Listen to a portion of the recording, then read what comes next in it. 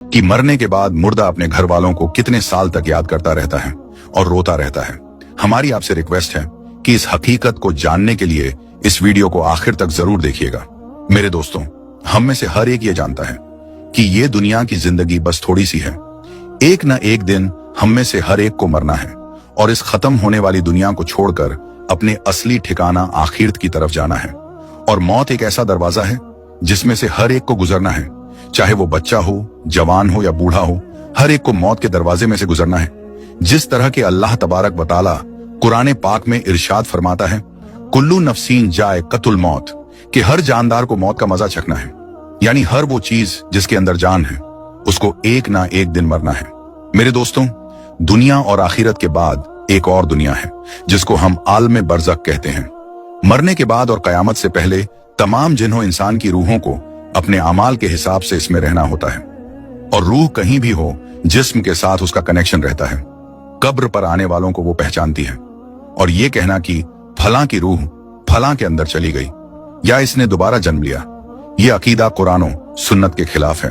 हदीस शरीफ में आता है कि जब मुसलमान मरता है तो उसके रास्ते खोल दिए जाते हैं कि जहां चाहे वो चला जाए।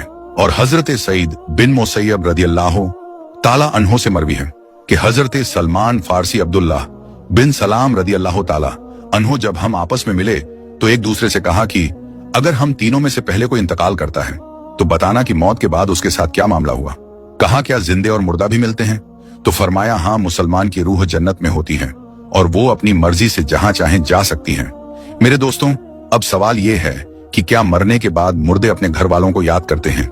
जब किसी इंसान का इंतकाल होता है तो मरने वाले शख्स को यह मालूम होता है कि हम इस दुनिया से इंतकाल होकर आलम बरज़ख में आ गए हैं, और उसको ये सारी चीजें याद होती हैं कि हमारा घर है, मकान है, रिश्तेदार हैं, और हमारे बहन भाई भी हैं, और हमारी एक फैमिली है। और यहां तक कि जब इस मुर्दे की रूह निकल जाती है और उसको दफनाया जा रहा होता है तो फिर उस वक्त वो मुर्दा अपनी आंखों से सारी चीजें देख भी रहा होता है। यानी कि उसकी रूह तमाम चीजों को देख रही होती है, और उसको पता होता है कि अब हमें कफन पहनाया जा रहा है और अब हमारे जनाजे को उठाया जा रहा है। लिहाजा नेक बंदे के जनाजे को लोग उठाते हैं तो वो कहता है, ऐ लोगों, जल्दी मुझे लेकर कब्रिस्तान की तरफ चलो और बहुत जल्द मुझे मेरे असली ठिकाने यानी कब्र के अंदर पहुंचा दो।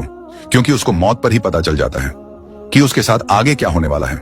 यानी आगे आने वाली जो मंजिलें हैं वो अच्छे हैं या मुश्किल हैं, सख्त हैं या आसान, उसको पहले से पता चल जाता है। क्योंकि रूह निकलते वक्त की जो तकलीफ होती है उसी से मरने वाले को यह अंदाजा हो जाता है, और उसको यह मालूम हो जाता है कि उसका आगे क्या अंजाम होने वाला है। इसी वजह से जो मोमिन बंदा होता है वो कहता है, मुझे जल्दी लेकर चलो और मुझे कब्र के अंदर उतार दो और मेरे असली ठिकाने तक मुझे पहुंचा दो। क्योंकि हुजूर नबी करीम सल्लल्लाहु ताला अलैहि वसल्लम ने इरशाद फरमाया, दुनिया मोमिन के लिए कैद खाना है और काफिर के लिए जन्नत है। मेरे दोस्तों, जब गुनाहगार और बेनमाजी इंसान की मौत होती है तो वो चिल्ला चिल्ला कर ये कहने की कोशिश करता है कि ऐ लोगों, तुम मुझे कहां लेकर जा रहे हो? ऐ मेरे बच्चों, यानी कि वो अपनी फैमिली से कहता है कि मैंने अपने बच्चों के लिए बहुत ज्यादा कमाया, इनके लिए घर और मकान बनाया, और अब तुम हमें हमारे घर से निकालकर अंधेरी कोठरी यानी कब्र के अंदर क्यों डालने जा रहे हो? उसे बहुत घबराहट होती है तो वो कहने की कोशिश करता है कि ऐ लोगों, मुझे मत लेकर जाओ। बहरहाल मेरे दोस्तों, उसको जब कब्र के अंदर रख दिया जाता है तो उसको ये पता होता है कि अब हम कब्र के अंदर हैं और हमारी फैमिली और हमारे रिश्तेदार उस पिछली दुनिया में हैं जहां पर वो पहले रहता था।